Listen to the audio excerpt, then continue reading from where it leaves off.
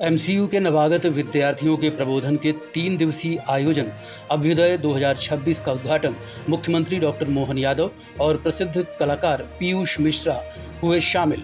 MCU Rewa के विद्यार्थी virtually जुड़े।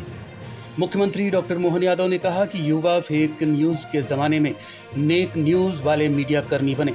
पत्रकारिता में सत्ता का विरोध ठीक है, लेकिन देश विरोध नहीं होना चाहिए। हमारे लिए न्यूज़ से ऊपर नेशन हो, देश हित को हम सर्वोपरि रखें। डॉक्टर मोहन यादव माखनलाल चतुर्वेदी राष्ट्रीय पत्रकारिता एवं संचार विश्वविद्यालय के नवागत विद्यार्थियों के प्रबोधन के 3 दिवसीय आत्मीय आयोजन अभ्युदय 2026 में मुख्य अतिथि के नाते शामिल हुए। विशिष्ट अतिथि के तौर पर प्रसिद्ध कलाकार पीयूष मिश्रा उपस्थित रहे। अध्यक्षता कुलगुरु श्री विजय मनोहर तिवारी ने की। उद्घाटन सत्र में मुख्यमंत्री डॉक्टर मोहन यादव ने संचार के उत्कृष्ट उदाहरण के रूप में लव कुश की कथा का वर्णन किया। इसी प्रकार उन्होंने श्रेष्ठ संचारक के रूप में देवर्षि नारद का भी उदाहरण दिया।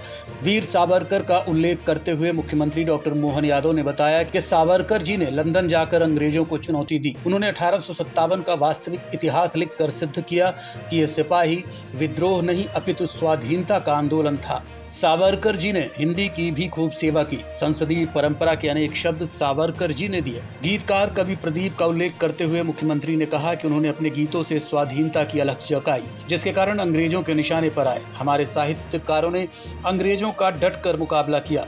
स्वागत भाषण में कुलगुरु श्री विजय मनोहर तिवारी ने कहा कि युवाओं को नकारात्मकता से दूर रहना चाहिए, अपने इतिहास के किरदारों से सीखना चाहिए।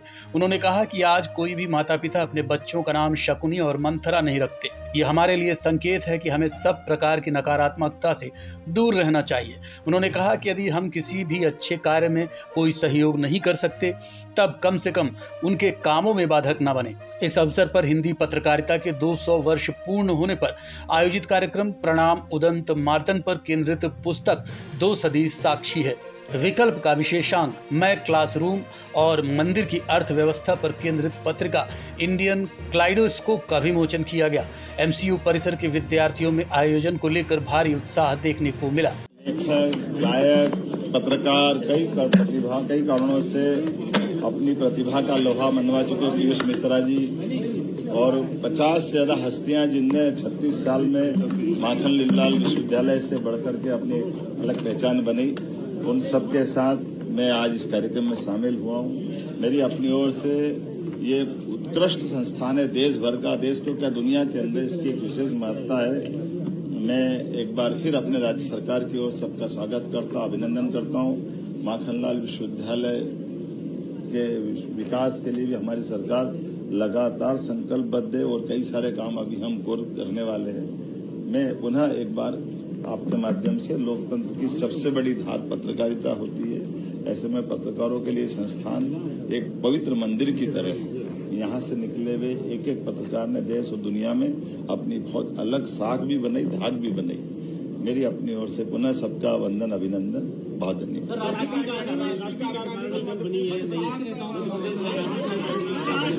मैं माननीय राष्ट्रीय अध्यक्ष नितिन नवीन जी को श्रेष्ठ देते हुए अपने सभी पदाधिकारियों का चयन किया।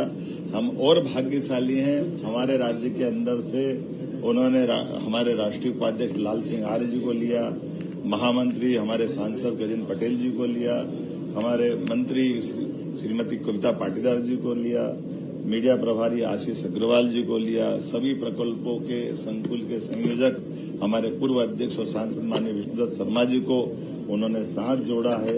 एक एक करके हर एक क्षेत्र के अंदर किसान मोर्चा के अध्यक्ष माननीय बंसीलाल जी गुजर बने हैं। वर्तमान के समय में पर्याप्त प्रतिनिधित्व मध्य प्रदेश को मिला है।